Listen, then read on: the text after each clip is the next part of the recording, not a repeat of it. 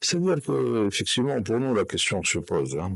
Euh, Parce que quand nous devenons un fournisseur sûr, entre guillemets, hein, en tous les cas confortable, pour des pays comme l'Italie, comme l'Espagne, mais aussi l'Angleterre, avec laquelle nous avons signé avant-hier, si je ne m'abuse, un contrat pour 10 ans à partir de 2029, donc 2029-2039, pour une grande quantité de gaz.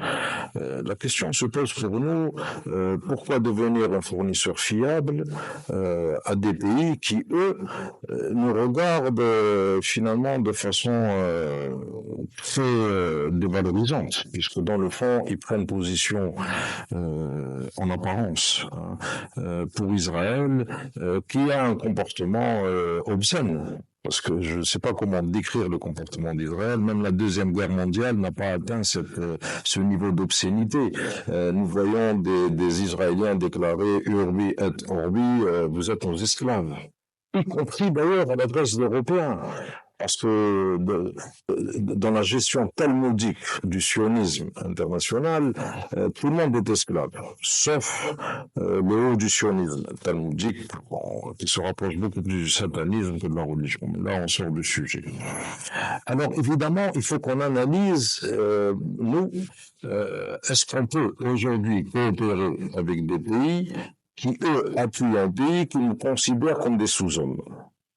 Est-ce que nous avons confiance dans l'avenir au point de signer des contrats à long terme avec ces pays-là? Au premier degré, c'est comme ça que se pose la question.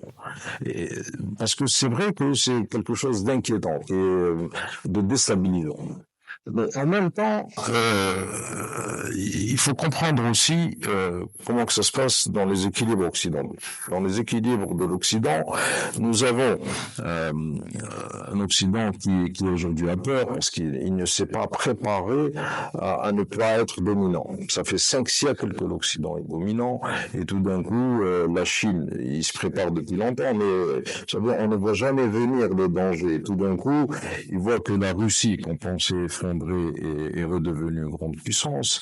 Il voit que vraiment des organisations dont on ne sait même pas qu'elles pouvaient exister, comme Ansarallah, le Houthia, y compris le Hamas, qui est une création d'Israël, est trompé à ce point Israël, parce qu'ils n'ont même pas eu la grille de lecture de comprendre qu'il y a le Hamas officiel, qui est un département des frères musulmans créé par les Anglais, et le Hamas de l'intérieur, qui n'a plus rien à voir avec ça, qui est devenu un mouvement de libération, avec une technologie très très forte. Donc, perdu devant cette difficulté à lire l'histoire, ils se sont recroquevillés entre eux, peur tout simplement autour des États-Unis, autour de l'Angleterre. Or, les États-Unis sont en train de faire payer à l'Europe le prix le plus lourd, puisqu'ils leur font payer le gaz très très cher, puisque Trump menace même de les abandonner totalement à leur sort. Enfin, c'est des gens perdus. Et pendant ces moments de perdition,